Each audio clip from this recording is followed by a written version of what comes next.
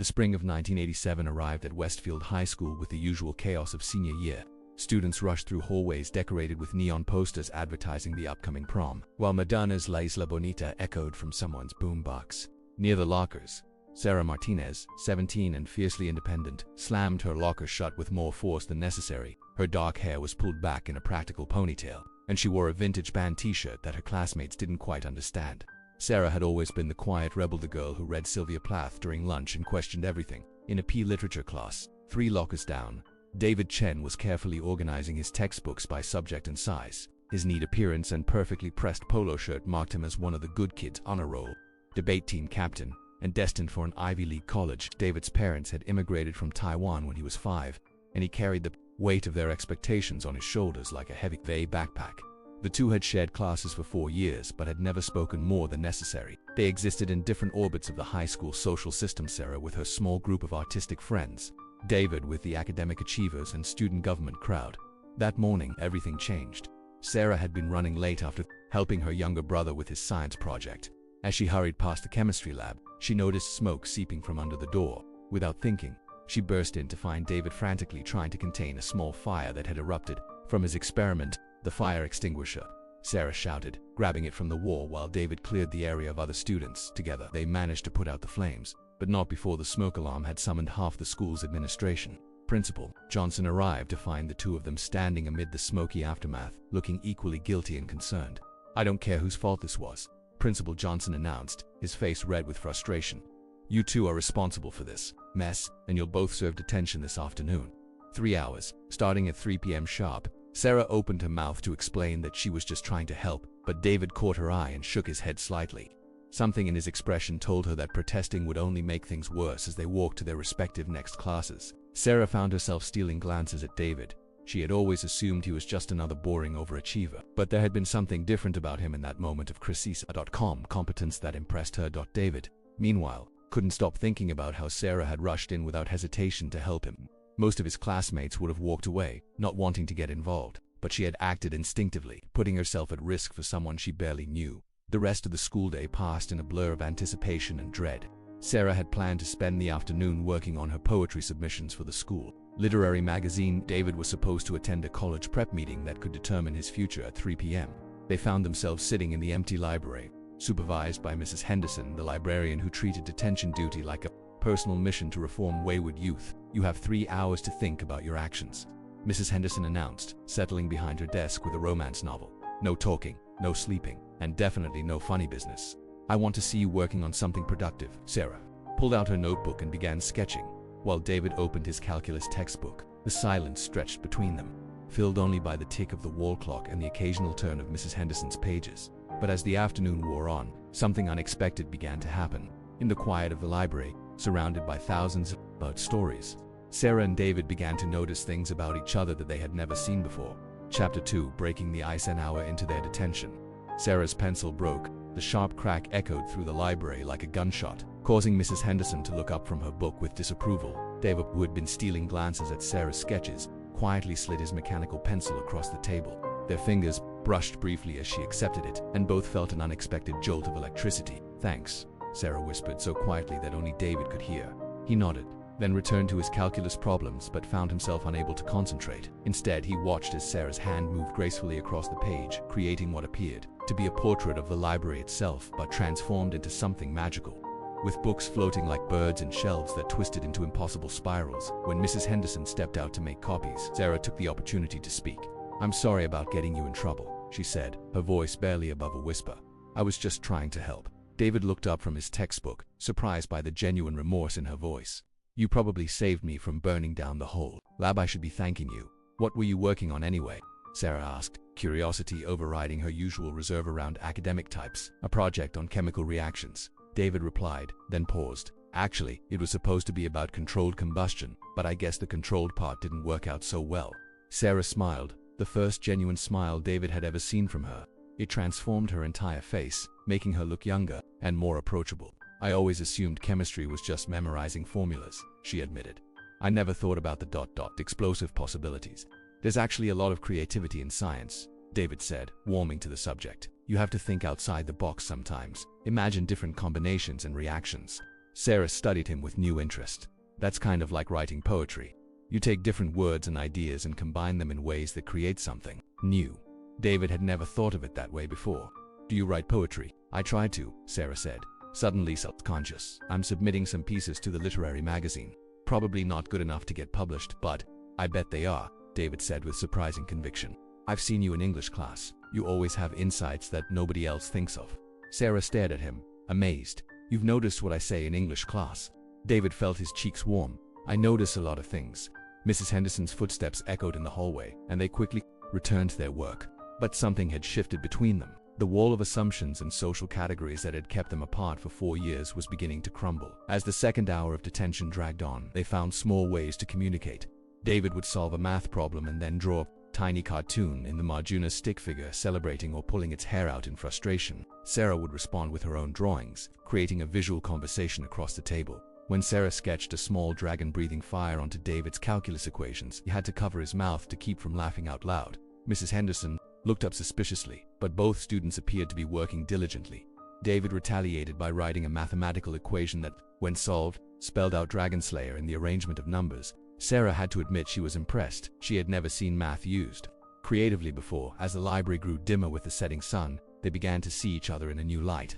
Sarah realized that David wasn't just a great obsessed robot. He was funny, kind, and more creative than she had ever imagined. David discovered that Sarah wasn't the intimidating rebel he had thought, but someone who was passionate, thoughtful, and surprisingly gentle. By the time the second hour ended, they were both looking forward to the third hour in a way that surprised them both. Chapter 3: Unexpected Connections. Final hour of detention arrived with the golden light of late afternoon streaming through the library windows.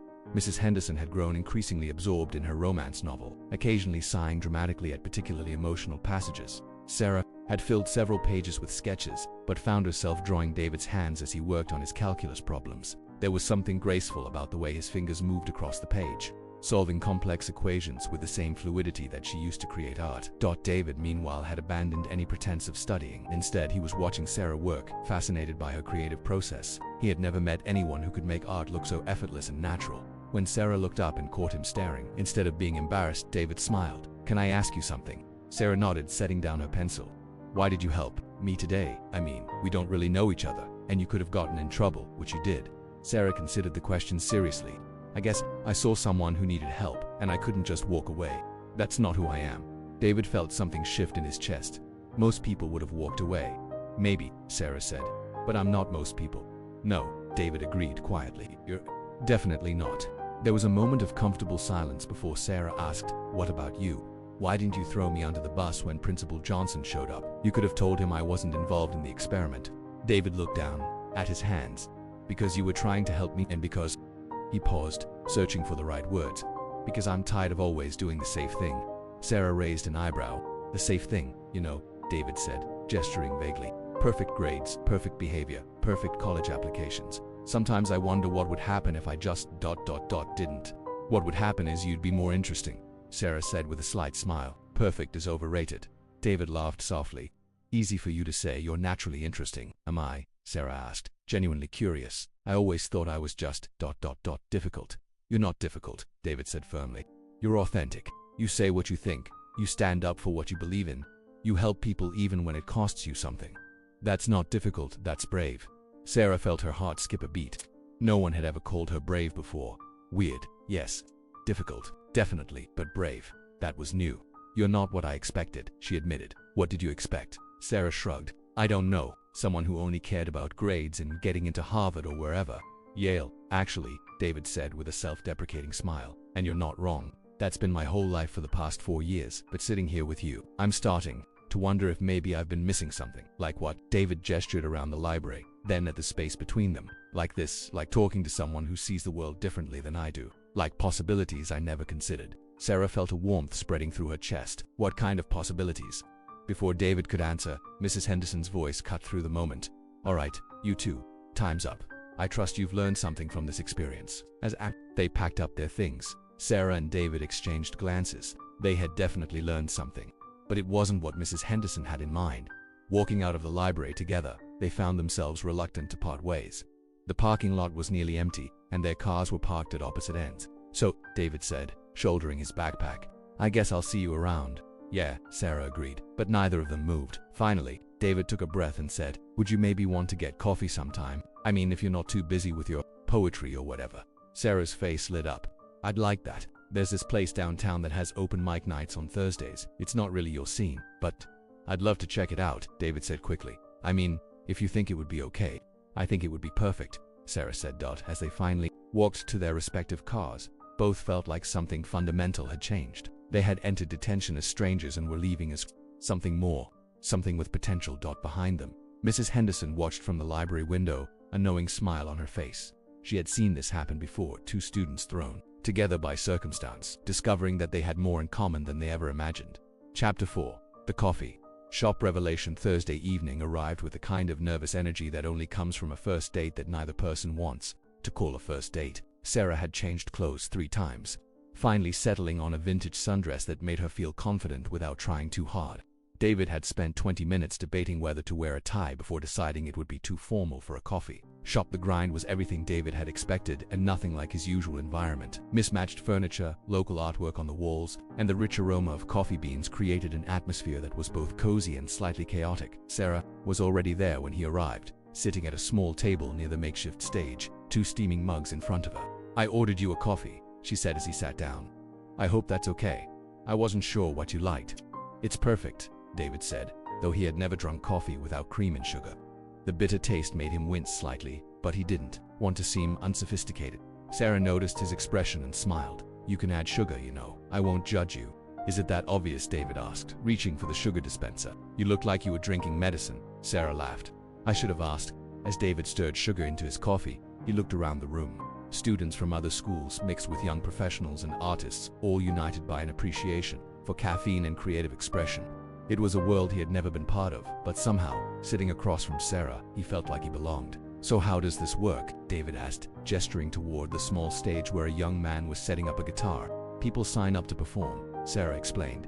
Music, poetry, sometimes comedy. It's pretty informal. You just get up there and share something. Do you ever perform? Sarah shook her head. I'm more of an observer. I like watching other people be brave. But you were brave enough to run into a burning chemistry lab, David pointed out. That was different. That was just ... instinct. Maybe being brave is always instinct, David suggested. Maybe thinking about it too much is what stops us. Sarah studied him with new interest. That's very philosophical for someone who spends his time with numbers and formulas. Numbers and formulas are just another way of understanding the world, David said. They're not that different from poetry, really. Both are about finding patterns and meaning in chaos. I never thought about it that way, Sarah admitted.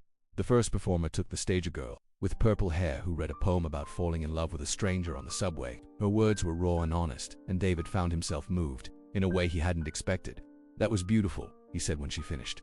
You sound surprised, Sarah observed. I am a little, David admitted.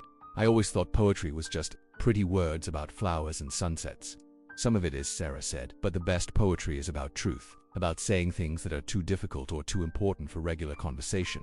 As the evening progressed, they listened to a folk singer with a voice like honey, a comedian who made jokes about working at a video store, and a young man who performed spoken word about growing up as an immigrant in America. David found himself drawn into each performance, seeing the world through different eyes. That last guy, David said during a break between performers, what he said about feeling caught between two cultures. I never heard anyone put it into words like that. Sarah looked at him carefully. You connected with it? David nodded. My parents came here from Taiwan when I was 5. They wanted me to be American, but also to never forget where I came from. Sometimes I feel like I'm not quite either thing. You know, I do know, Sarah said softly.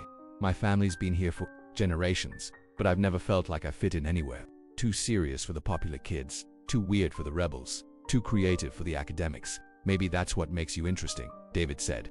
You don't fit into a category. Is that what you think I am? Interesting. David met her eyes. I think you're the most interesting person I've ever met. Sarah felt her cheeks warm. Even though we're completely different, especially because we're different, David said. You see things I would never notice. You think about things I would never consider. You make me want to be braver. You make me want to be smarter, Sarah replied. You're already smart. You just use a different kind of intelligence than I do. The final performer of the evening was a girl from their school, Jenny Morrison, who Sarah knew from her art class. Jenny took the stage with a nervous smile and began to read a poem about unrequited love. As Jenny's words filled the coffee shop, David found himself looking at Sarah instead of the stage. In the dim light, surrounded by the creative energy of the room, She looked like she belonged to a different world, one that was more colorful and alive than anything he had ever experienced. "What are you thinking about?" Sarah asked, noticing his distraction. "I'm thinking about how much I've been missing," David said honestly. "I've spent so much time focused on the future that I forgot to pay attention to the present." "And what do you see when you pay attention to the present?" David took a breath. "I see someone who ran into a burning room to help a stranger. Someone who makes art that changes how I see the world. Someone who makes me want to be more than just my grades in my college applications." Sarah felt her heart racing. "David, I know we're different," he continued. "I know I'm not the kind of person you usually hang out with. But I was wondering, would you maybe want to do something this weekend? Not necessarily a date, just something together." Sarah smiled. "What did you have in mind?" "I have no idea," David admitted. "I've never really dated anyone before. I've never met anyone I wanted to date before." "Well," Sarah said, her smile widening, "I happen to know about a really great art exhibit downtown. It's not exactly your scene, but I'd love to see it," David said immediately. As they walked out of the coffee shop together, the spring air felt full of possibility. They had entered as two people getting to know each other and were leaving as something more, to people who had found something unexpected and wonderful in each other's company. Neither of them could have predicted that a detention in 1987 would lead to this moment. But as they said goodnight in the parking lot, both felt like they were on the verge of something that could change everything. Chapter 5. The Art Gallery. Date Saturday afternoon found David standing nervously outside the Metropolitan Arts Center, checking his watch for the third time in 5 minutes. He had spent the morning researching contemporary art movements, trying to prepare for a world he knew nothing about. His notebook was filled with terms like postmodernism and abstract expressionism, though he wasn't entirely sure what any of it meant. Sarah arrived right on time, wearing a flowing skirt and a vintage jacket that somehow made her look both bohemian and elegant. She carried a small leather bag that David suspected contained sketchbooks and art supplies. "You came," she said, and David could hear the relief in her voice. "Of course I came," he replied. "I've been looking forward to this all week." As they walked through the gallery's glass doors, David was immediately struck by the stark white walls and the dramatic lighting that made each piece of art feel like it was floating in space. Sarah moved through the rooms with the confidence of someone who belonged there, while David felt like he was navigating a foreign country without a map. The first piece they encountered was a massive canvas, covered in what appeared to be random splashes of paint. David stared at it, trying to find meaning in the chaos, while Sarah stood beside him with a thoughtful expression. "What do you see?" she asked quietly. David hesitated. "Honestly, I see a mess, but I'm probably missing something important." Sarah smiled. "You're not missing anything. Art doesn't have to make sense the way math does. Sometimes it's just about feeling something." "What do you feel when you look at it?" Sarah tilted her head, considering. "Energy, movement, like the artist was trying to capture something that was moving too fast to draw normally." David looked at the painting again, this time trying to see it through Sarah's eyes. Gradually, he began to notice the way the colors seemed to dance across the canvas, the way the seemingly random splatters created a sense of rhythm and motion. "I think I see what you mean," he said slowly. "It's like controlled chaos." "Exactly," Sarah said, her face lighting up. "You're getting it." They moved through the gallery together, with Sarah explaining different techniques and movements while David asked questions that revealed his analytical mind. He was fascinated by the way artists used color theory and composition, finding mathematical principles hidden within creative expression. At one point, they stopped in front of a sculpture made entirely of twisted metal and broken glass. David was studying it intently when Sarah asked, "What are you thinking about?" "I'm thinking about the engineering," David admitted. "How did they make sure it wouldn't fall over? What kind of stress calculations did they have to do to balance all these different elements?" Sarah laughed, but not unkindly. "You really do see the world differently than I do. Is that bad?" "It's wonderful," she said. "I would never have thought about the engineering. I just saw the emotion in it, the way the broken pieces come together to make something beautiful." They found themselves in front of a series of photographs that documented urban decay, abandoned buildings, empty lots, graffiti-covered walls. David was about to move on when Sarah stopped him. "These are incredible," she said. "Look at how the photographer found beauty in destruction." David studied the images more carefully. "They remind me of something you would sketch," he said. "The way you draw things that other people would overlook." "You remember my sketches?" "I remember everything about that day," David said softly. Sarah felt her heart skip. "Even the part where we got in trouble, especially that part. If we hadn't gotten detention, we never would have talked. We would have graduated in a few months and gone our separate ways, and I would never have known." "Known what?" David took a breath. "That someone like you could exist. That someone could be so different from me and still make me feel like I make sense." Sarah stared at him, surprised by the intensity in his voice. "You make me feel the same way." They were standing close now, the noise of the gallery fading around them. David reached out slowly, giving Sarah time to pull away, and gently touched her face. When she didn't move, He leaned in and kissed her. It was soft and tentative at first, then deeper as Sarah responded. When they finally broke apart, both were breathing hard. "I've never done that before," David whispered. "Done what?" "Kissed someone. In an art gallery. Kissed someone, period," David admitted. "His cheeks are EDDENING." Sarah smiled. "You're a natural." As they walked through the rest of the gallery, their fingers intertwined. Both felt like they were seeing the world with new eyes. David found himself appreciating the emotional power of abstract art, while Sarah began to notice the technical skill behind each piece. When they finally left the gallery, the sun was setting, painting the sky in shades of orange and pink that rivaled any artwork they had seen inside. "Thank you," David said as they walked to their cars. "For what?" "For showing me something I never would have seen on my own. For being patient with me, for ... this," he gestured between them. Sarah squeezed his hand. "Thank you for being open to it. Not everyone would have been." "What do you mean?" "I mean, most people see what they expect to see. They look at you and see a smart, serious student. They look at me and see a weird artist. But you saw past all that." "So did you," David pointed out. As they reached their cars, both were reluctant to end the evening. David found himself wishing he had a reason to extend their time together, while Sarah was already planning what they might do next. "So," David said, leaning against his car. "What happens now?" Sarah smiled. "Now we see where this goes." "And where do you think it's going?" "I don't know," Sarah admitted, "but I'm excited to find out." Chapter 6. Meeting the friends the following Monday at school. Word had somehow spread about David and Sarah's gallery date. In the strange ecosystem of high school social dynamics, their pairing was causing ripples of confusion and curiosity. Sarah's friends were the first to corner her at lunch. She found herself surrounded by Melissa, a dramatic theater student with bright red hair, and Jake, a quiet musician who wore all black and wrote song lyrics in the margins of his notebooks. "So it's true?" Melissa asked, her eyes wide with disbelief. "You're actually dating David Chen?" "We're not dating," Sarah said, though she wasn't entirely sure what they were doing. "We're just ... getting to know each other." "But he's so ... Jake searched for the right word. "Academic. I mean, doesn't he want to be a doctor or something?" "Engineer," Sarah corrected. "And what's wrong with that?" "Nothing's wrong with it," Melissa said quickly. "It's just ... He's not your usual type." Sarah realized she didn't have a usual type. She had never dated anyone seriously before, too focused on her art and too intimidated by the social games that seemed to govern teenage relationships. "Maybe that's a good thing," she said. "Maybe my usual type wasn't working for me." Meanwhile, across the cafeteria, David was facing his own interrogation. His friends, Marcus, the debate team vice president, and Jenny, the valedictorian candidate, were equally confused by his sudden interest in Sarah Martinez. "I don't get it," Marcus said, pushing his glasses up his nose. "You've never shown interest in anyone before. Why now? Why her?" "What do you mean, why her?" David asked, feeling defensive. "I mean, she's not exactly ... academically minded," Jenny said carefully. "Don't you think you should be with someone who shares your goals?" "What goals?" David asked, surprising himself with the question. "You know," Marcus said, "college, career, success, the important stuff." David looked around the cafeteria at the rigid social divisions that had defined his high school experience. For the first time, he wondered if the important stuff his friends were talking about was really what mattered. "She does share my goals," he said finally. "I'm just figuring out what those goals actually are." That afternoon, David found Sarah at her locker, surrounded by the usual chaos of end-of-day preparations. She was stuffing art supplies into her backpack while trying to balance a stack of books. "Need help?" he asked, taking the books from her before she could protest. "Thanks," she said, looking around nervously. "Your friends have been staring at me all day."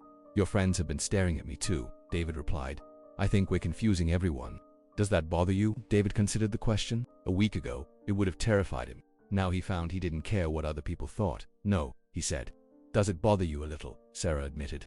"I'm not used to being the center of attention." "We don't have to be," David said. "We can just be ourselves." They walked toward the parking lot together, and David noticed how other students watched them with curiosity and confusion.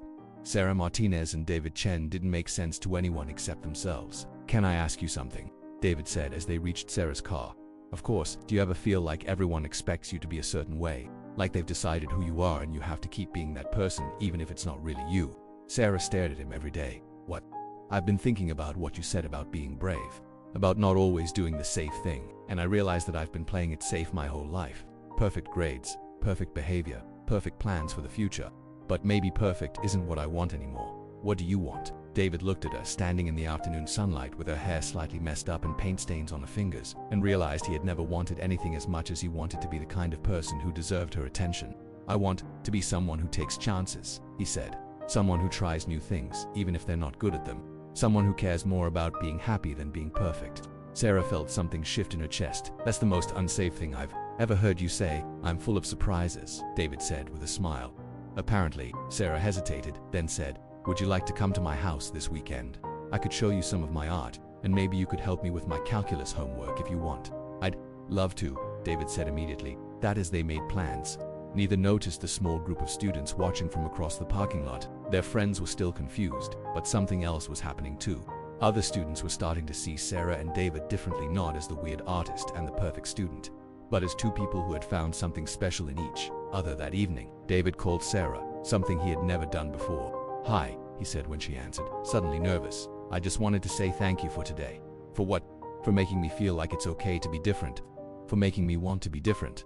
Sarah smiled, even though he couldn't see it. You're welcome, and David. Yeah, I like the person you're becoming. After they hung up, both found themselves staring at their phones, amazed at how much their lives had changed in just a few weeks. They were becoming different people, but somehow, in the process, they were becoming more themselves than they had ever been. Chapter 7. The first fight 3 weeks into their relationship. David and Sarah hit their first real obstacle. It started with something smaller, misunderstanding about plans for Saturday night, but quickly escalated into something bigger. Sarah had mentioned wanting to go to a concert at a small venue downtown. The band was experimental, the kind of music that challenged listeners rather than simply entertaining them. David had agreed, eager to continue exploring Sarah's world, but when Saturday arrived, David received a call from his father. The family had been invited to a dinner party with other Taiwanese families in the area, and David's presence was not optional. I'm really sorry, David said when he called Sarah. I know I promised, but my parents, they don't really understand about dating. They think I should be focused on school. Sarah felt a familiar disappointment settle in her chest. It's fine, she said, but her voice was cooler than usual. It's not fine, David said. I can tell you're upset. I'm not upset, Sarah lied. I just, I guess I thought we were past this, past what? Past you choosing what other people expect over what you want. David felt a flash of anger. It's not that simple, Sarah. You don't understand the pressure I'm under.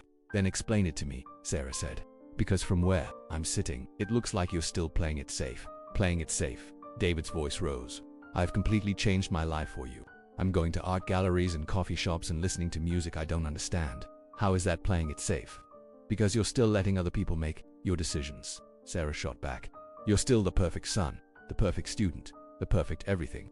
The only difference is now you're trying to be the perfect boyfriend too. David felt hurt and confused. I thought you liked the changes I was making. I like when you're being yourself, Sarah said. But I can't tell the difference between who you really are and who you think you should be. They hung up angry, both feeling misunderstood and frustrated. Sarah went to the concert alone, surrounded by music and people, but feeling lonelier than she had in months. David sat through the dinner party, making polite conversation while his mind kept returning to Sarah's words. The next few days at school were awkward. They still sat together at lunch, but the easy conversation was gone. David tried to explain his family's expectations, while Sarah struggled to articulate why his cancellation had hurt so much. It's not about the concert, she finally said on Wednesday, as they sat in the library during study hall. It's about feeling like I'm not important enough to fight for. David looked stricken. You are important to me. You're the most important, the thing in my life. Then why does it feel like I'm just another item on your to-do list? Perfect grades, perfect SAT scores, perfect girlfriend. Because I don't know how to do this, David said quietly. I've never cared about anyone the way I care about you. I've never had to choose between what I want and what's expected of me. Sarah, it felt her anger softening. What do you want? I want to be with you, David said. I want to go to concerts and art galleries and coffee shops. I want to meet your friends and have you meet my parents. I want to figure out who I am when I'm not trying to be perfect. Then do it, Sarah said. Stop trying to make everyone happy and just ... choose. David was quiet for a long moment. What if I choose wrong? What if you choose right? That evening, David made a decision that would have been unthinkable a month earlier. He called Sarah and asked her to meet him at the park near their school when she arrived. She found him sitting on a bench looking nervous but determined. I talked to my parents, he said as she sat down beside him. I told them about you. Sarah's eyebrows rose. How did that go? About as well as you'd expect, David said with a rueful smile. They're not thrilled about me getting distracted during senior year. But I told them that you're not a distraction, you're an inspiration. You said that. I said a lot of things, David admitted. I told them that my grades are still good, that I'm still planning to go to college, but that I'm also planning to be happy, and that being happy includes being with you. Sarah felt tears prick her eyes. What did they say? They said they want to meet you, David said. They want to understand what's so special about this girl who's made their son start standing up for himself. Are you ready for that? Sarah asked. for them to meet me. I'm ready for anything, David said, as long as you're willing to be patient with me while I figure out how to be brave. Sarah reached for his hand. I'm sorry about what I said, about you playing it safe. I know how hard this is for you. You weren't wrong, David said. I was playing it safe. I was trying to be everything to everyone, and I was ending up being nothing to myself. And now I'm choosing to be something to you, David said. And hopefully, eventually, something to myself too. They sat in comfortable silence, watching the sun set over the park where they had just navigated their first real fight. Both realized that what they had wasn't just a high school romance, it was something deeper, something worth fighting for. So, Sarah said finally, when do I meet your parents? David smiled. Are you free this Sunday? I'll make myself free, Sarah said. As they walked back to their cars, both felt like they had crossed an important threshold. They had disagreed, they had hurt each other, and they had chosen to work through it rather than walk away. It was a small victory, but it felt like the beginning of something lasting. Chapter 8. Meeting the parents' Sunday dinner at the Chen household was normally a quiet affair. Perfectly prepared food, polite conversation, and an underlying current of high expectations. But today, everything felt different. David had spent the morning cleaning his room and rehearsing what he would say to introduce Sarah to his parents. Sarah arrived at exactly 6 p.m., wearing a simple dress and carrying a small bouquet of flowers for David's mother. She had changed outfits 3 times, finally settling on something that was respectful but still authentically her. David answered the door, looking handsome but nervous in a button-down shirt and dress pants. You look beautiful, he said, taking her hand. I'm terrified, Sarah admitted. They're going to love you, David said, though he wasn't entirely sure himself. The Chen family's house was immaculate, with traditional Chinese artwork on the walls and the lingering scent of jasmine tea in the air. Sarah felt like she was entering a museum where she might accidentally break something valuable. David's parents, Mr. M.R.S. Chen, were waiting in the living room. His father was a tall, serious man who worked as an engineer, while his mother was petite and elegant, with kind eyes that seemed to take in everything at once. Mom, Dad, David said, his voice slightly strained.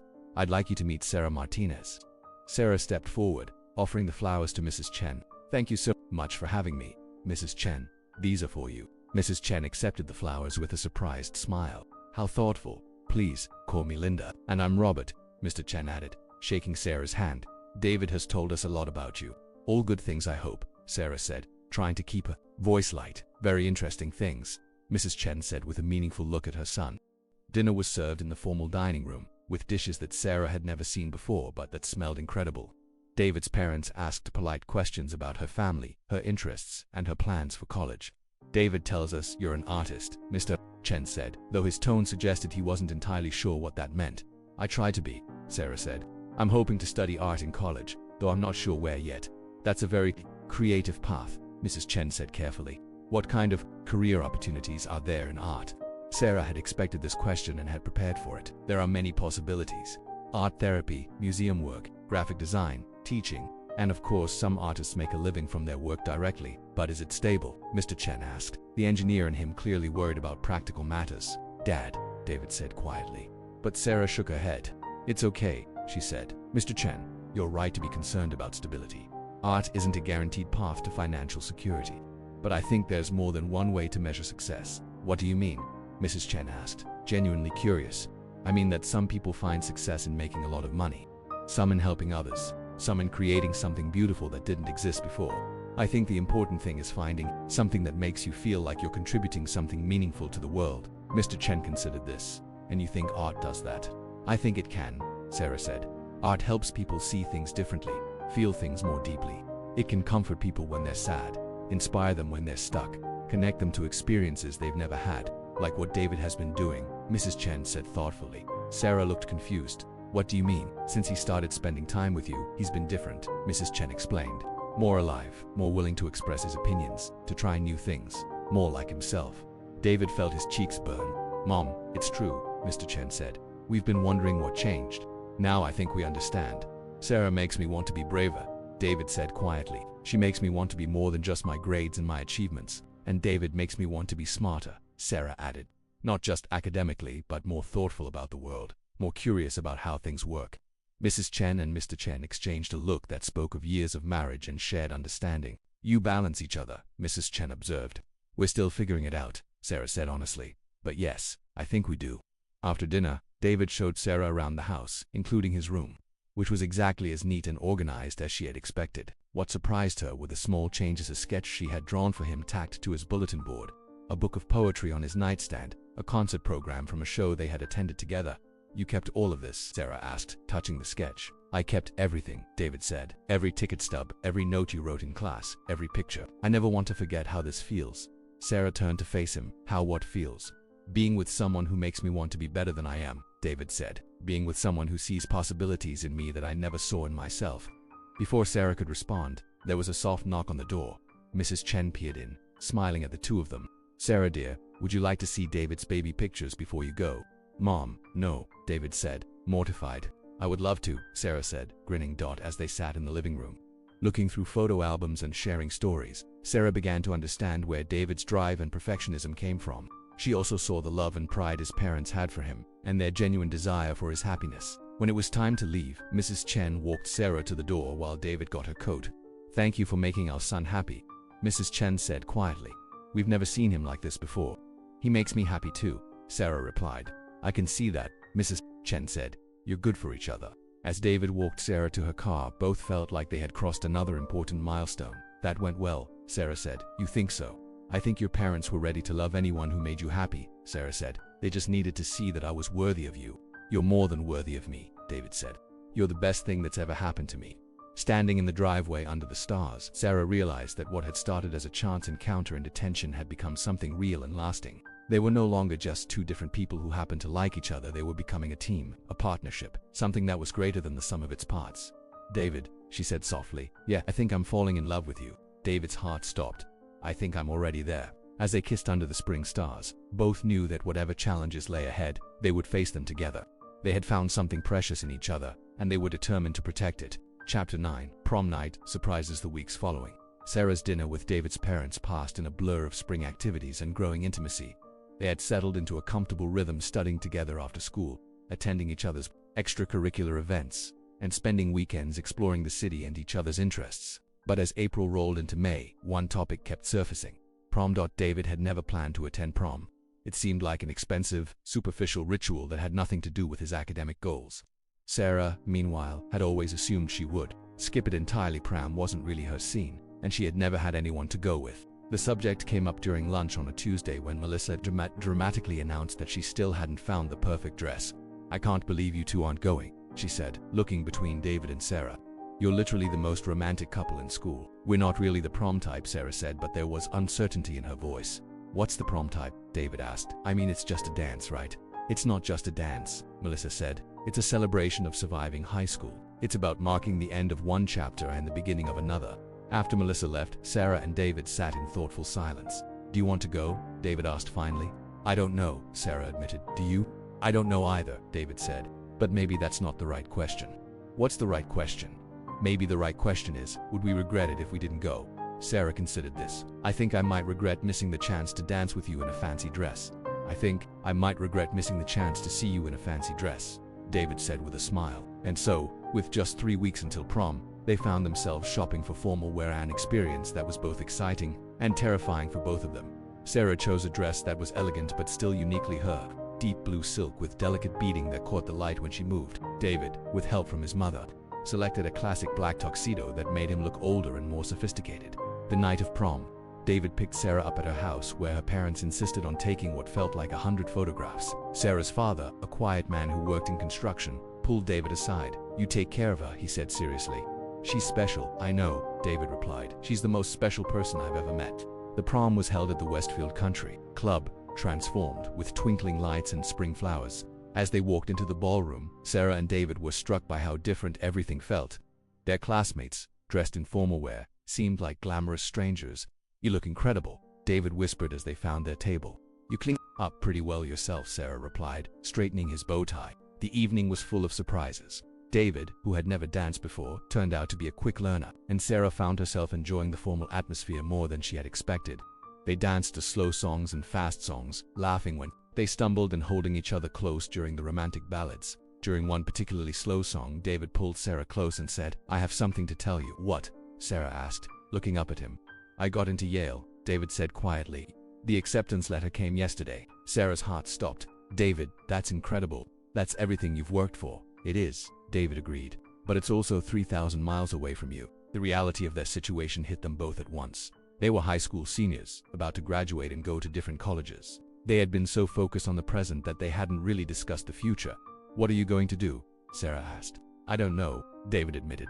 "A month ago, I would have said yes immediately. But now I'm not sure what I want." "You have to go," Sarah said firmly. "You can't give up your dreams for me." "But what if my dreams have changed?" David asked. "What if what I want now is different from what I wanted before I met you?"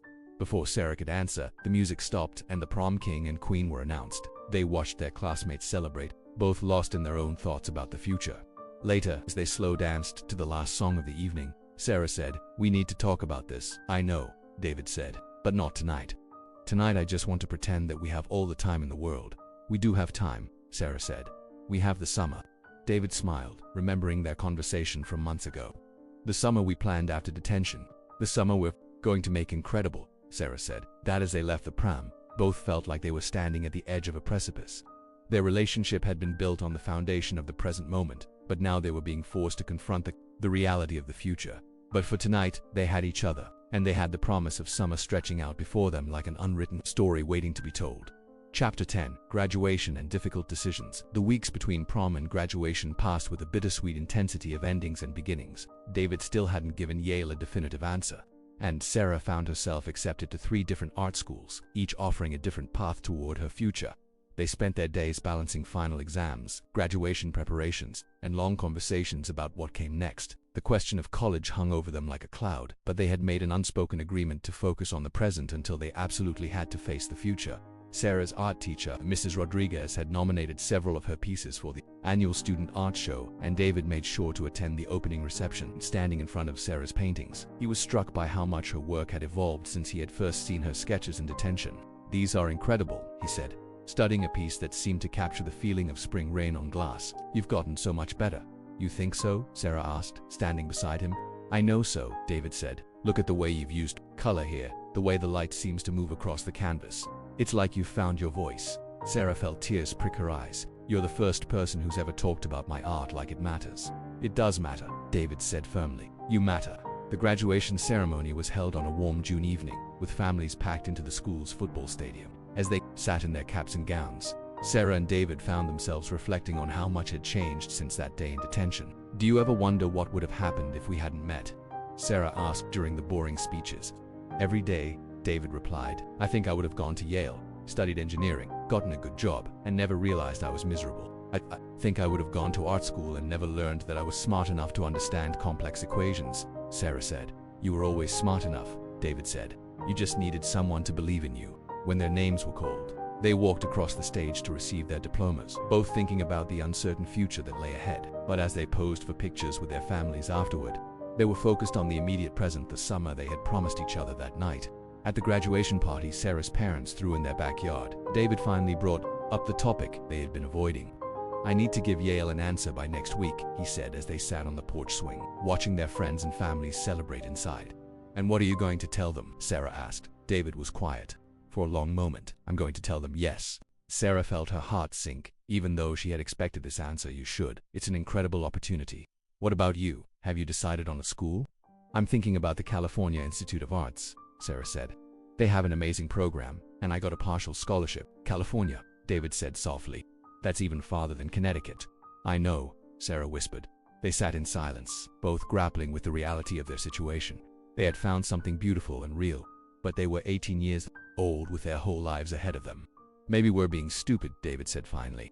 "Maybe we should try to make this work long." 3,000 miles is a lot of distance," Sarah said. "And we'd be starting new lives, meeting new people.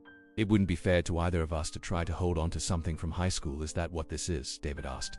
"Something from high school?" Sarah looked at him, seeing the pain in his eyes that matched her own. "No, this is something real. Something that changed both of us. But maybe that's enough." "Maybe," David said, though he didn't sound convinced. 2 days later, they met at the coffee shop where they had their first unofficial date. The same open mic night was happening, but this time they were there to say goodbye. "I have something for you," Sarah said, pulling a small wrapped package from a bag. David opened it to find a leather-bound journal. "For your engineering notes, for your thoughts," Sarah said. "For when you want to remember what it felt like to be brave." David smiled sadly. "I have something for you too." He handed her a small box. Inside was a delicate silver necklace with a small pendant shaped like a paintbrush. So you'll remember that someone believes in your art. I'll never forget, Sarah said, tears streaming down her face. I'll never forget either, David said, pulling her close. They held each other as the music played around them, both knowing that this was goodbye and just for the summer, but for this chapter of their lives. But as they kissed one last time, both felt something that surprised them. Not just sadness, but gratitude. They had found each other when they needed it most, had changed each other in ways that would last forever, and now they were strong enough to let each other go. Thank you, Sarah whispered against his lips. For what? For teaching me that I'm worthy of love. For showing me that I can be brave. Thank you for teaching me that there's more to life than being perfect, David replied. For showing me that I can be happy. As they walked to their cars for the last time, both knew that they would carry this love with them wherever they went. It had been brief but transformative, a perfect moment of connection in the complicated journey of growing up. Chapter 11, the summer that changed everything. Despite their emotional goodbye at the coffee shop, David and Sarah found themselves unable to completely let go. Over the next few weeks, they continued to see each other, driven by a combination of love and the inability to imagine their lives without each other. Their summer began with a road trip that Sarah had planned as a graduation, if its gift to herself. Originally intended as a solo journey to visit art museums across the country, it became something entirely different when David asked if he could come along. Are you sure? Sarah asked when he suggested it during a phone call. We agreed we were going to let each other go. I know what we agreed, David said, but I keep thinking about all the things I want to show you, all the places I want to experience with you. What if we gave ourselves this summer? What if we made it count? Sarah felt her heart racing. What do you mean? I mean, what if we stopped worrying about September and focused on right now? What if we had the best summer of our lives, and then we'll figure out the rest later? It was a risk, but it was also exactly the kind of bold decision that the old David would never have made. Sarah realized that he was still changing, still becoming the person he wanted to be. Okay, she said, let's do it. They planned a month-long trip that would take them through Chicago, Denver, Santa Fe, and finally to Los Angeles, where Sarah would look at apartments near her college. David's parents were initially resistant to the idea, but when they saw how much it meant to him, they agreed with the condition that he would definitely attend Yale in the fall. The trip began in Chicago, where they visited the Art Institute, and David saw his first Monet in person. Standing in front of the water lily paintings, he understood for the first time what Sarah meant about art being an emotional experience rather than just a visual one. It's like looking at peace, he said, staring at the swirling blues and greens. That's exactly what it is, Sarah said, taking his hand. You're starting to see like an artist. In Denver, they went hiking in the Rocky Mountains, and Sarah discovered that she loved the physical challenge of climbing, and the way the thin air made her feel more alive. David, who had always been more comfortable with books than with outdoor activities, found himself exhilarated by the mountains and the way Sarah's face lit up when she reached each summit. I never knew I could do this, Sarah panted as they reached a particularly challenging peak. You can do anything, David said, pulling her close. You're the strongest person I know. Santa Fe was a revelation for both of them. The city's artistic culture and diverse population made them feel like they were getting a glimpse of the larger world they were about to enter. They spent days wandering through galleries and talking to artists about their work, their struggles, and their dreams. One evening, as they sat in a small restaurant eating food that was completely different from anything they had ever experienced, David said, I've been thinking about what you said about different ways to measure success. What about it? I think I've been measuring success wrong my whole life, David said. I thought it was about achieving goals that other people set for me. But this summer, with you, I feel successful in a completely different way. How I feel like I'm becoming the person I was meant to be, David said.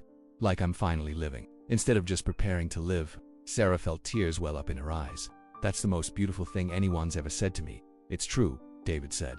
You saved me, Sarah. You saved me from a life I would have hated. In Los Angeles, they found an apartment for Sarah near Collatz, and David helped her imagine what her life would be like there. As they walked through the vibrant neighborhoods and visited the campus, both felt the weight of September approaching. I could see you being happy here, David said as they sat on the beach in Santa Monica, watching the sunset. I think I could be, Sarah agreed. But I'll miss you every day. I'll miss you too, David said. But I think we'll be okay. We'll be different people when we see each other again, but we'll still be us. On their last night in Los Angeles, they made a pact. No matter what happens, Sarah said, no matter who we become or where we end up, we'll always be grateful for this summer. And for each other, David added. And for each other, Sarah agreed. They drove back to their hometown in comfortable silence, both knowing that they had experienced something precious and rare. They had given themselves permission to love completely, without reservation, and it had changed them both in ways that would last forever. The summer that had begun with a Detention in 1987 was ending with two young people who had discovered not just love, but themselves. They were ready to face the future, whatever it might bring.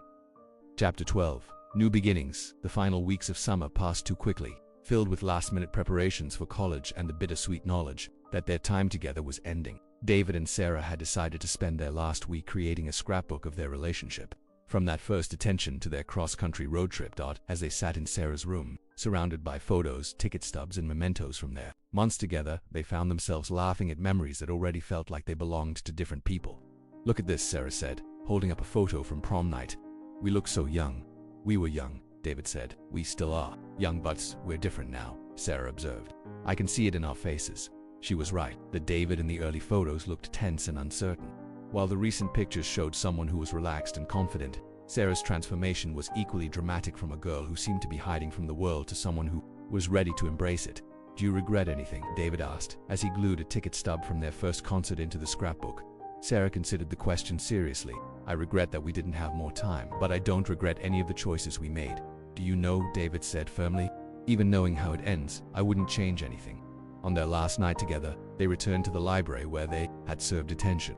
The school was closed for the summer, but Sarah knew how to get onto the grounds, and they slipped inside through a door that was always left unlocked. The library looked different in the moonlight streaming through the windows. The tables where they had first really talked seemed smaller, the space more intimate. "This is where it all started," Sarah said, running her hand along the table where they had shared David's mechanical pencil. "This is where I first saw you," David said. "I mean, really saw you. Not just the quiet girl in English class, but the person who would run into a burning room to help someone she barely knew." "This is where I first saw you too," Sarah said. "The person who was brave enough to let me help, even though it meant getting in trouble." They sat down at the same table in the same seats they had occupied that afternoon in April. The silence, it was comfortable now, filled with shared memories and mutual understanding. "I have something for you," David said, pulling out a small wrapped package. Sarah opened it to find a leather-bound book. "The Collected Poems of Pablo Neruda," she read. "David, this is beautiful. Read the inscription," he said. Sarah opened the front cover and read, "To Sarah, who taught me that love is the bridge between two hearts, and that sometimes the most important journeys begin with a single step toward someone else. Thank you for teaching me to be brave. All my love, David." "Now I have something for you," Sarah said, handing him a manila envelope. David opened it to find a pencil drawing of himself, but it wasn't like any portrait he had ever seen. Sarah had captured not just his physical features but something deeper: his kindness, his intelligence, his capacity for growth. "It's how I see you," Sarah said quietly. "Not perfect, but real and beautiful." "I love it," David said, his voice thick with emotion. "I love you. I love you too," Sarah replied. Always. They held each other in the moonlit library, both knowing that this was truly goodbye this time. In the morning, David would fly to Connecticut to begin his orientation at Yale, while Sarah would drive to California to start her new life at Arts. "Promise me something," Sarah said as they prepared to leave. "Anything. Promise me you'll be happy. Promise me you'll take chances and make mistakes and fall in love again if you meet someone wonderful." David felt tears in his eyes. "Only if you promise me the same thing." "I promised," Sarah said. "And I promise I'll never forget what we had." "Neither will I," David said. They walked out of the library together, hand in hand, both knowing that they were leaving behind not just a building, but a chapter of their lives. But they were also walking toward new possibilities, armed with the confidence and self-knowledge that their relationship had given them. 5 years later, Sarah stood in her first solo art exhibition in a small gallery in Los Angeles, surrounded by paintings that told the story of her journey from a shy high school student to a confident artist. Her work had evolved dramatically over the past 5 years, but the themes remained constant: love, transformation, and the courage to be authentic. Across the room, she noticed a familiar figure studying one of her paintings. It was David, looking older and more sophisticated in his suit, but with the same kind eyes she remembered. "I can't believe you came," she said, walking over to him. "I can't believe you didn't invite me," he replied with a smile. "I had to read about it in the newspaper. I wasn't sure if you'd want to see me," Sarah admitted. "It's been so long." "Too long," David said. "How are you?" "I'm good," Sarah said, and meant it. "Really good. I'm happy." "I can see that," David said. "Your work is incredible. You've become everything I knew you could be. What about you? Are you happy?" David nodded. I'm working for a firm that designs sustainable buildings. It's the perfect combination of engineering and creativity. I never would have thought to look for something like that before I met you." They talked for hours, catching up on 5 years of separate lives. David had graduated from Yale and was working in New York. He was dating someone, a teacher named Emma, who shared his love of books and quiet evenings. Sarah had had a few relationships, but nothing serious. She was focused on her art and building her career. "I'm glad you're happy," Sarah said as the gallery began to empty. I'm glad you are too, David said. You know, I still have that journal you gave me. Do you still write in it every day? David said. It helps me remember to be brave. I still wear the necklace, Sarah said, touching the small paintbrush pendant at her throat.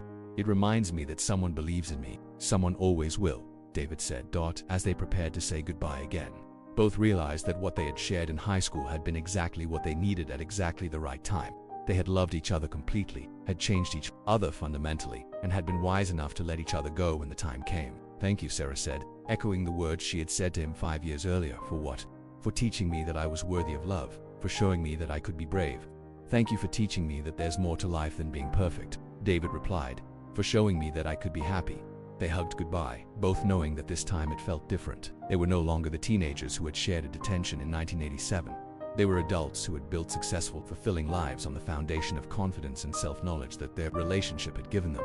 As David walked away, Sarah smiled, thinking about the unexpected ways that love could change a person's life. Their summer romance had ended, but its impact would last forever. They had found each other when they needed it most, had loved each other completely, and who had been brave enough to let each other go. It was the perfect ending to a perfect beginning.